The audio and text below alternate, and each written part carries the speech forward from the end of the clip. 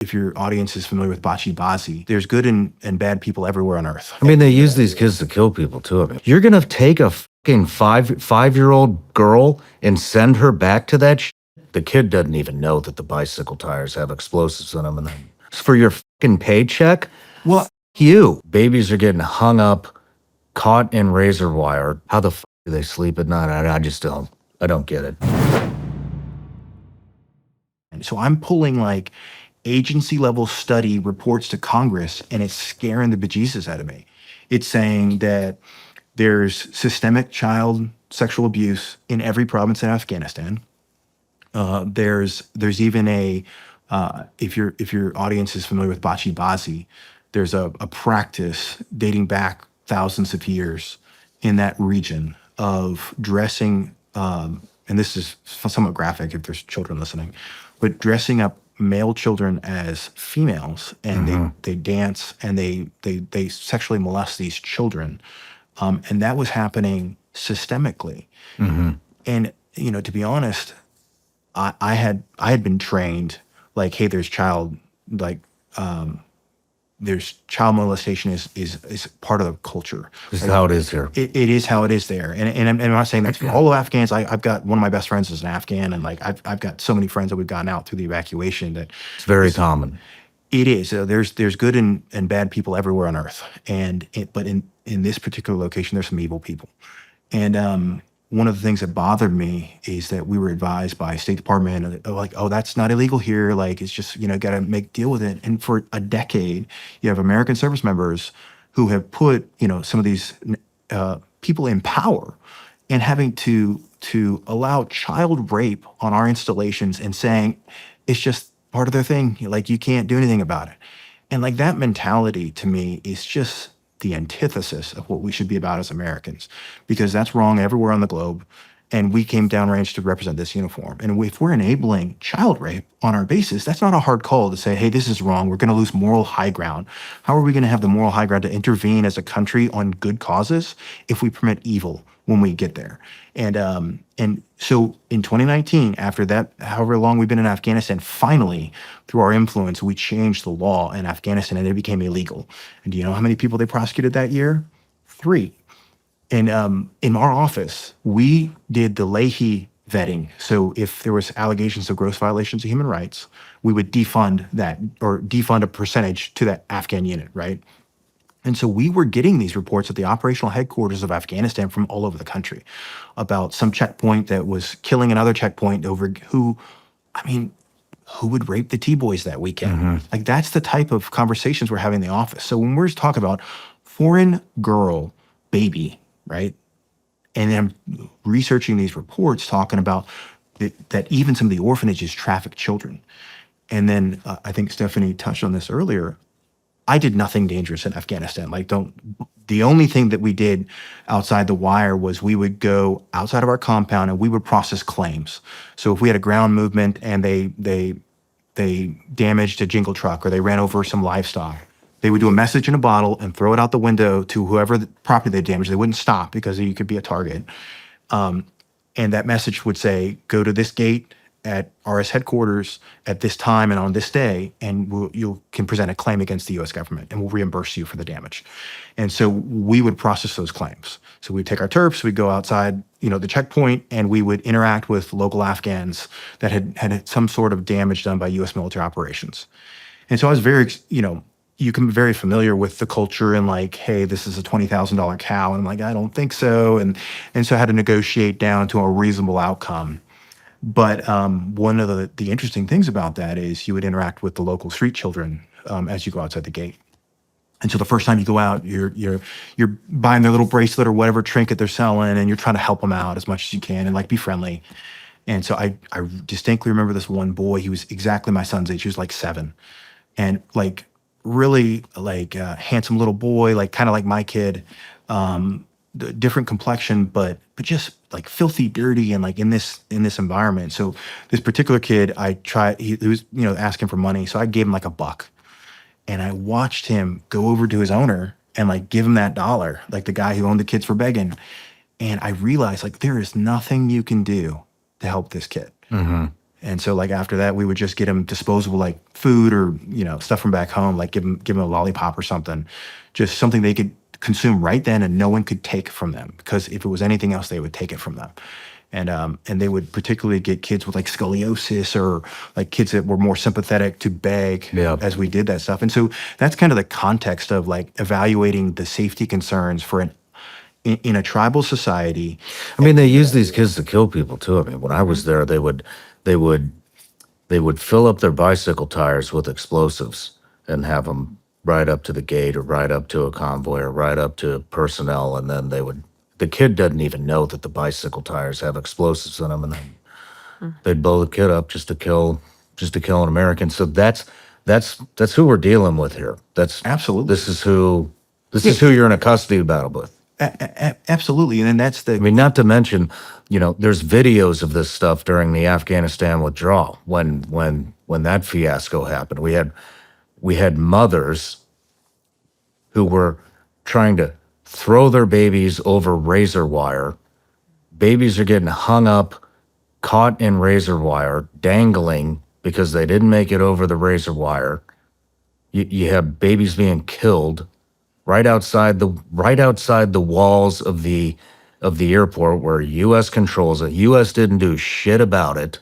You know what I mean? And these people are they're hanging on the side of an airplane as it's taking off. I mean, because of Taliban control, because they know what's coming, and no mother is going to try to throw her baby over razor wire. I mean, there was babies everywhere just hanging from razor wire that didn't make it over. I mean, that's who we're dealing with. That's who you're in. So I want everybody to know that's who you're in a custody battle with. Oh, absolutely. That mega law firms are interfering with, who want your daughter to go back to that. That's who we're dealing with. Well, I think they've done a very good job at twisting the narrative, because I think by and large, the larger American public, they're not aware of the atrocities, like what service members have seen on the ground, what life is like actually on the ground in Afghanistan. Most of the American public doesn't know that. Yeah. And so it sounds very judgmental, or it sounds like, oh, you can't say that, or no, that surely that can't be true. But the reality is there's a very big difference in the value of children. Like they have a very different perspective.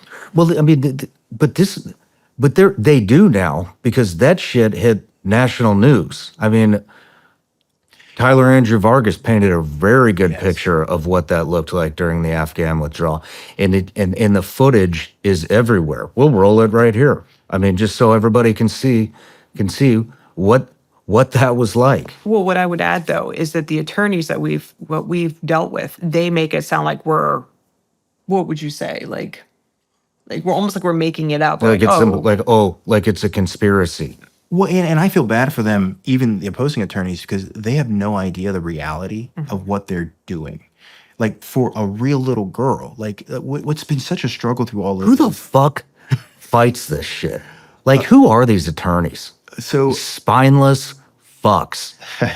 well, I think that they live Like, in a- seriously, dude? You're gonna take a fucking five-year-old girl and send her back to that shit for your fucking paycheck?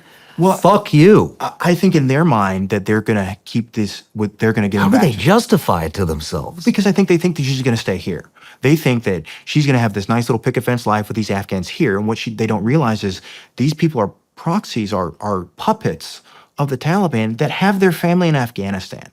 Do you really think that they put Marines' families on national news and then don't know who these people are or how to touch them? Like, absolutely not. Like, that's why we're saying it's really a Taliban Alien Gonzalez situation, because she's not going to stay here in the United States if we lose custody of her, and these people do. They're going to put a gun to their family's head and make them go home. And then whatever the Taliban says is what's going to happen to her. And she's not going to go to college or marry who she wants or grow up to be who she wants to be. And, that is, I don't know. If they don't kill her. Over my dead body. Like, that is basically, like, from day one, we have said, based on everything in U.S. government possession, all of our intel, our billion-dollar intelligence gathering apparatus in Afghanistan says X. We sent helicopters full of special operators to kill these terrorists. but the U.S. government can't figure out where she's from. Like, give me a break.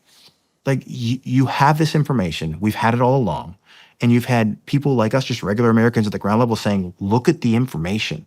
Like, if you watch this video of these Rangers in combat with these terrorists, like, they're heroic. They're doing what we task them as American people to do: kick down doors and eliminate these terrorists from the face of the earth. And they were doing that.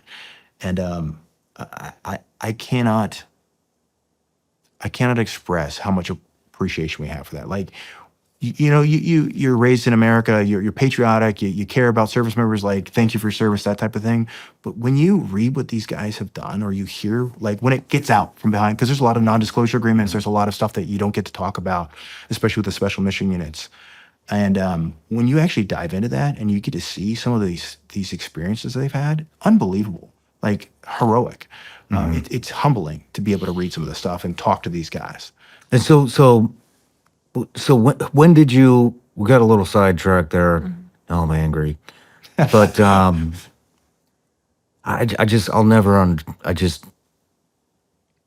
attorneys, man. Sorry, but I just cannot imagine what it's like on the others. How the fuck do they sleep at night? I just don't. I don't get it. But so at what point did you find out she's going to be in your care? Okay, so probably fast forward a couple months. She's been under U.S. care at Bagram.